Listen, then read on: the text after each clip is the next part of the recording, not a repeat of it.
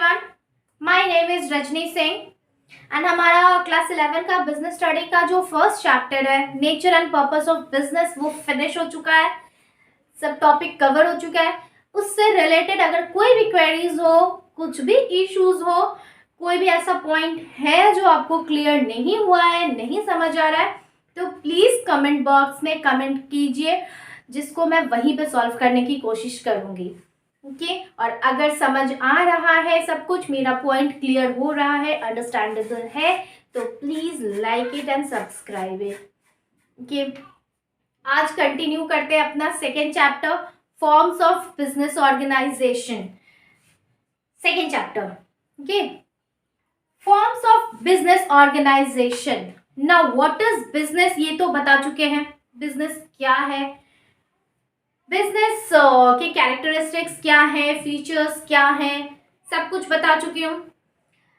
अब कितने टाइप्स के बिजनेस होते हैं, कितने तरह से बिजनेस किया जा सकता है, वो हम इस चैप्टर में डिस्कस करेंगे। ठीक है, बिजनेस ऑर्गेनाइजेशन क्या है? ये एक ऐसा ऑर्गेनाइजेशन है, ठीक है, एक ऐसा ऑर्गेनाइजेशन है जिसको मतलब बहुत तरह से आप एक सिंगल पर्सन भी शुरू कर सकते हैं, ठीक है, पार्टनरशिप में भी शुरू कर सकते हैं, बहुत तरह से है। ये 6 टाइप्स है जो कि बाद में डिस्कस करेंगे।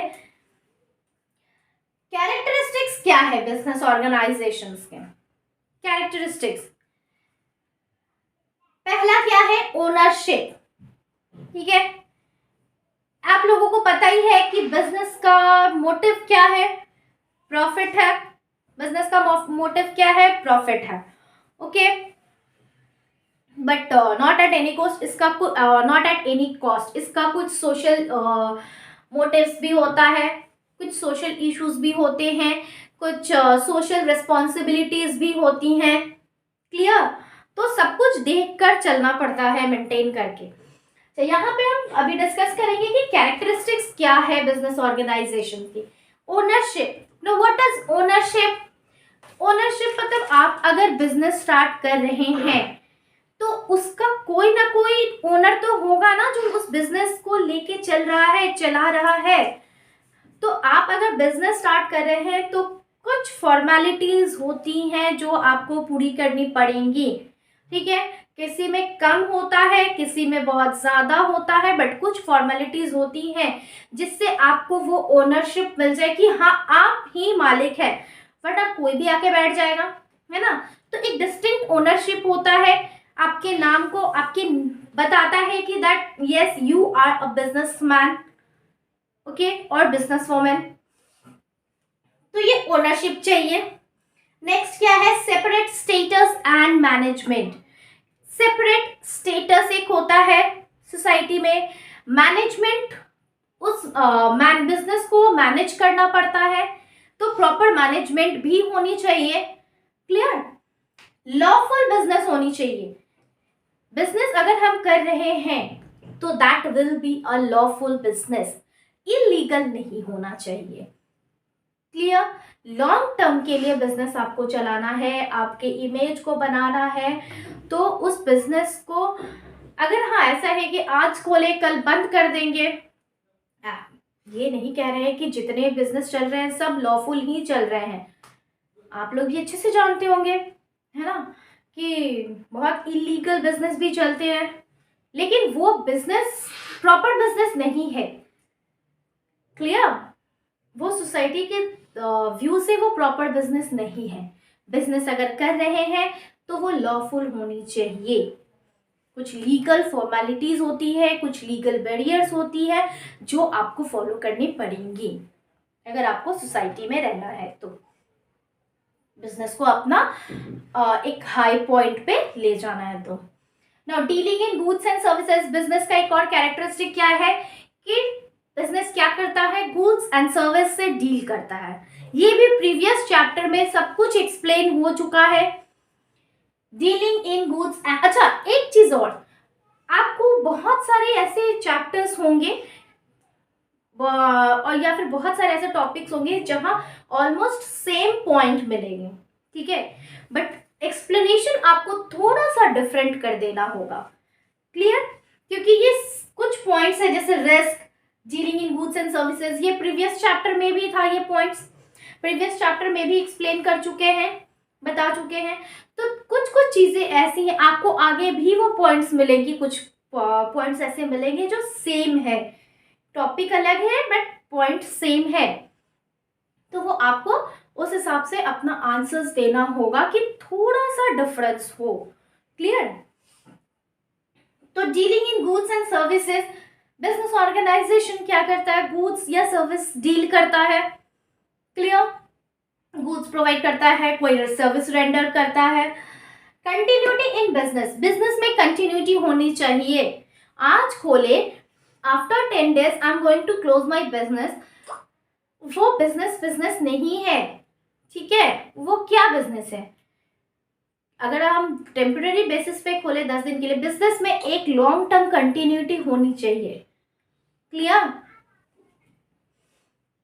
रिस्क इन्वॉल्वमेंट, बिजनेस में रिस्क होती है क्योंकि बहुत कुछ अनसर्टेन होता है बिजनेस में, तो रिस्क कभी भी कुछ भी हो सकता है बिजनेस में, किसी भी पॉइंट ऑफ व्यू से, पॉलिटिकल व्यू से, नेचर के व्यू से, फिर आपका गुड्स आपको लाने में ट्रांसपोर्टेशन रिस्क हो जाता है, कहीं से कुछ भी रिस्क हो जाता है, नेचुरल कैलेमिटीज आ जाती है जिसकी वजह से बिजनेस हैम्पर्ड होता है। ये सारी चीजें मैंने अपने प्रीवियस चैप्टर में एक्सप्लेन कर दिया है, सब कुछ बता दिया है मैंने। तो बिजनेस का एक और कैरेक्टरिस्टिक्स क्या है, रिस्क इन्वॉल्वमेंट, रिस्क भी बिजनेस में इन्वॉल्व होता है। क्लियर? रिस्क जैसे प्रॉफिट उसका मोटिव है, प्रॉफिट एक पार्ट है, रिस्क भी बिजनेस का एक पार्ट है। Clear? Now forms of business organisation, कितने फॉर्म्स हैं जो हमारा मेन चैप्टर है, जिसके बेसिस पे हमारा ये चैप्टर है। कितने तरह के बिजनेस है, कितने तरह से बिजनेस किया जा सकता है। Sole proprietorship, partnership, Hindu undivided family, cooperative, joint stock company. धीरे धीरे एक एक करके सब एक्सप्लेन करेंगे। आज आपको थोड़ा सा इंट्रो दे दो कि what is sole proprietorship. Sole proprietorship क्या है? सोल अकेला, ओनली, प्रोप्राइटरशिप ओनरशिप, जो एक अकेला पर्सन बिजनेस स्टार्ट करता है वो हो गया sole proprietorship business. It is a type of business which is controlled and managed by a single person who invest money in the form of capital, receives profit and bears all the losses. You got my point? Sole proprietorship एक single आदमी, single person है जो single owner है business का, एक single आदमी जो business start करता है। ठीक है? उसको कहते हैं, वो वही हो गया मालिक, वही पूरे बिजनेस को कंट्रोल कर रहा है, मैनेज कर रहा है, उसका जो प्रॉफिट हो रहा है वो भी वही ले रहा है, एंड जो लॉसेस हो रहा है वो भी उसी को बेयर करना है। अगर profit suppose mister A, okay, suppose mister A एक बिजनेस स्टार्ट कर रहे हैं। कैसा बिजनेस? छोटा सा एक शॉप है। क्लियर? वो भी तो एक बिजनेस ही हुआ ना, उसको तो आप जॉब नहीं कह सकते हैं। तो छोटा सा ग्रोसरी का शॉप है, तो अब उस दुकान को जब वो खोले हैं तो वो जब चाहे, और सिंगल सोल प्रोप्राइटरशिप में क्या होता है, आपने डिसाइड कर लिया, आपने सोच लिया कि बिजनेस स्टार्ट करना है तो आप नेक्स्ट डे स्टार्ट कर सकते, अगर आपके पास कैपिटल अवेलेबल है तो आप तुरंत स्टार्ट कर सकते हैं। ओके? उसमें ज़्यादा कुछ फॉर्मेलिटीज नहीं करनी पड़ती है। तो सोल प्रोप्राइटरशिप वही है, और उसका जो भी प्रॉफिट उसको फुल्ली हम मैनेज कर रहे हैं। मतलब मिस्टर ए मैनेज, अगर मिस्टर ए ने बिजनेस स्टार्ट किया है तो जो भी कुछ है मिस्टर ए मैनेज कर रहे हैं, कंट्रोल कर रहे हैं। जो प्रॉफिट आ रहा है वो उनके पॉकेट में जा रहा है, लेकिन जो लॉस आ रहा है वो भी मिस्टर ए ही बियर करेंगे। Mister B, C, D, no one will come to bear that losses. Clear? Okay, तो आज यही रहने देते हैं। नेक्स्ट क्लास में I will discuss about the features of sole proprietorship. Okay, I hope कि आज मैंने जो भी पढ़ाया है वो पॉइंट क्लियर हुआ हो। फिर भी अगेन आई विल से, कोई भी इश्यूज हो, कुछ भी प्रॉब्लम हो, प्लीज़ कमेंट बॉक्स में कमेंट कीजिए। Okay, thank you.